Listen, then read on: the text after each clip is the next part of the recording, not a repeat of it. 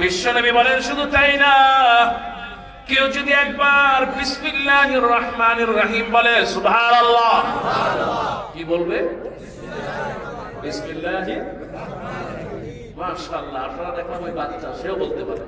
তুমি বলতে পারো না বিসমিল্লাহির রহমানির রহিম? এতটুকু বাচ্চা বলতে পারলো। কিন্তু আমার দেশে সবচেয়ে বড় ক্রিকেটার নাম কি? নাম তো আপনার সবার মুখস্থ আছে, অলরাউন্ডার। আমার পায়খানা পোষাবের যে মেথড, যেই রাস্তাঘাট পরিষ্কার করে পরিচ্ছন্ন, যারা যারা জুতা সেলাই করে, মুসি, মেথো, রিক্সাওয়ালা, ঠেলাওয়ালা, ছোট্ট বাচ্চা পর্যন্ত বলতে পারে বিসমিল্লাহির রহমানির রহিম। কিন্তু অলরাউন্ডার হয়েছে, কিন্তু ইসলাম জানে না, ওযু জানে না, বিসমিল্লাহ বলতে জানে না। কথা বলা ঠিক কিনা?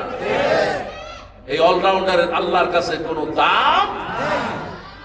তাদের কাছে দাম থাকতে পারে নির্বাচনে, অবৈধ নির্বাচনে অবৈধভাবে ক্ষমতায় থাকতে পারে। কথা বলা ঠিক কিনা? সাকিব আল হাসান যে বিসমিল্লাহির রহমানির রহিম বলতে পারে না, এই রকম লোকদেরকে নির্বাচনে নিতে পারে, কিন্তু আল্লাহর কাছে কোনো দাম। আরো সরে বলে, আল্লাহর কাছে কোনো দাম। যে ওযু জানে না, গোসল জানে না, ফরজ গোসল জানে না, বিসমিল্লাহ বলতে জানে না, ওর কোনো মুসলমান থাকার অধিকার নাই। কথা বলা ঠিক কিনা? বিসমিল্লাহির রহমানির রহিম।